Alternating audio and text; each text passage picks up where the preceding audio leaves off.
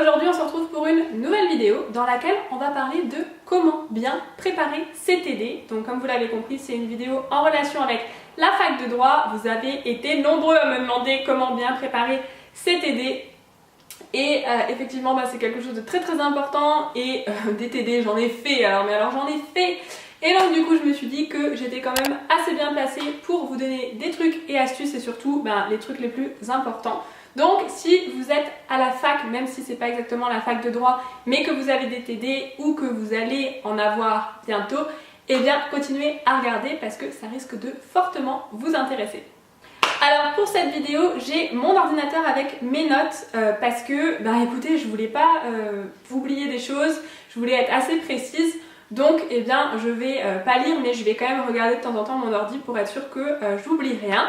Alors si jamais vous débarquez et que vous savez pas ce que sont des TD, vous pouvez regarder la vidéo précédente sur la fac de droit où j'explique un petit peu le déroulement, ou pas un petit peu d'ailleurs beaucoup, le déroulement des cours à la fac de droit, comme ça vous donnera une idée. J'ai toute une playlist sur la fac de droit, donc voilà, n'hésitez pas à regarder ça avant d'aller un petit peu dans le détail du sujet. Alors, étape numéro 1 pour bien préparer ses TD, c'est d'apprendre le cours magistral avant de commencer les TD. Donc comme vous le savez, chaque TD va correspondre à une partie du cours. Avant de commencer votre fiche de TD, il est important de savoir ce cours, de l'avoir appris, de l'avoir compris, parce que apprendre sans comprendre, ça sert à rien. De l'avoir compris et de l'avoir retenu pour ensuite passer au TD de manière à ce que vous puissiez retirer tous les bienfaits des TD et pas seulement faire les TD parce que votre chargé de TD vous a demandé de les faire, ça c'est un peu ridicule. Voilà, faites-le pour vous, donc faites-le correctement. L'étape numéro 2, c'est de bien lire la fiche de TD avant de commencer à rédiger, que ce soit le cas pratique ou le commentaire. Il faut savoir qu'une fiche de TD en droit, elle est souvent formée de plusieurs parties. Donc il y a souvent une partie qui est de la doctrine, il y a souvent une partie qui est de la jurisprudence et il y a souvent une partie qui est un exercice, donc soit une dissertation, soit un commentaire, soit un cas pratique. Il faut savoir que la doctrine et la jurisprudence sont là pour vous aider en fait à résoudre le cas pratique ou le commentaire. En général, les chargés TD ou les profs construisent très bien leur fiche de TD de manière à ce que ce qu'il y a dans la fiche de TD vous aide à résoudre l'exercice qu'ils vous ont donné à faire. Voilà, c'est souvent un thème bien précis.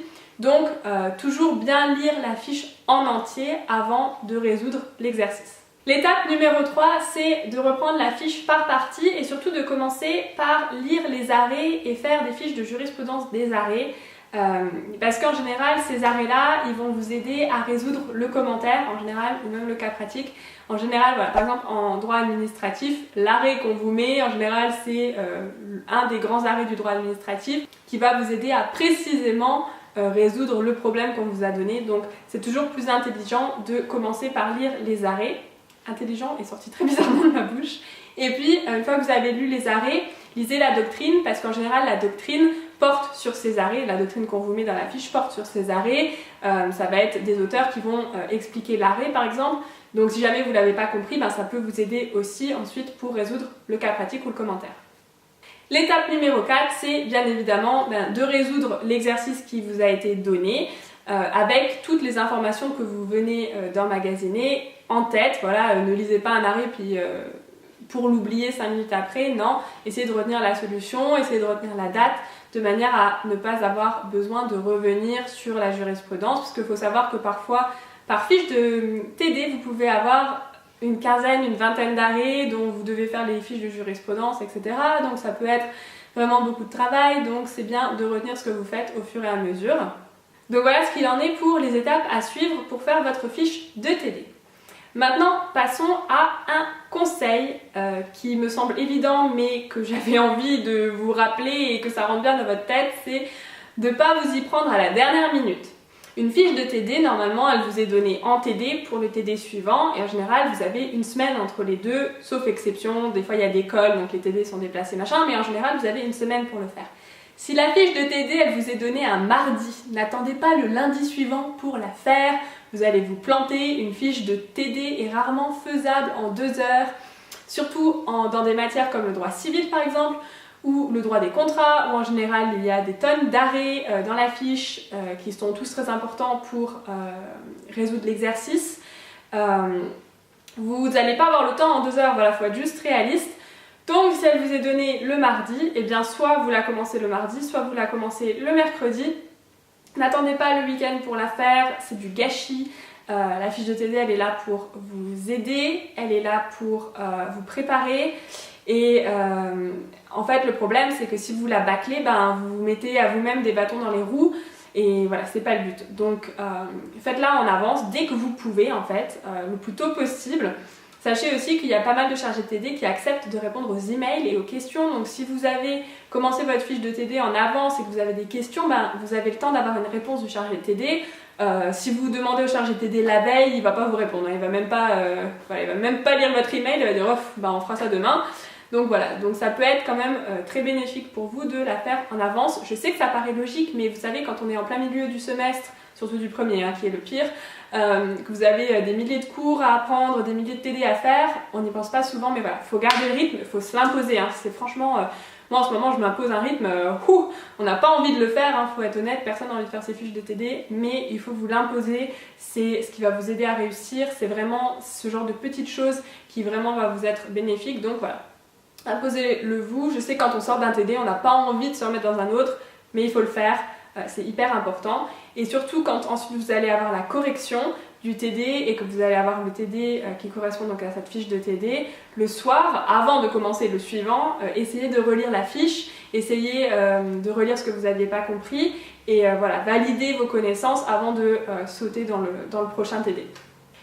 Mais, bien évidemment, comme je l'ai dit, il va y avoir des moments où vous allez être surbooké de travail et vous allez vous dire mon Dieu, mon TD, je ne vais jamais avoir le temps de le faire. Alors, que faire si vous n'avez pas le temps? Parce que ça va forcément vous arriver, moi ça m'est arrivé, ça arrive à tout le monde.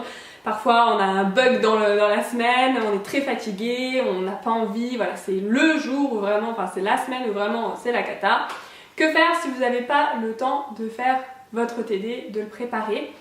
La solution c'est de le préparer un minimum, et quand je dis un minimum, c'est essayer de lire au moins les solutions des arrêts.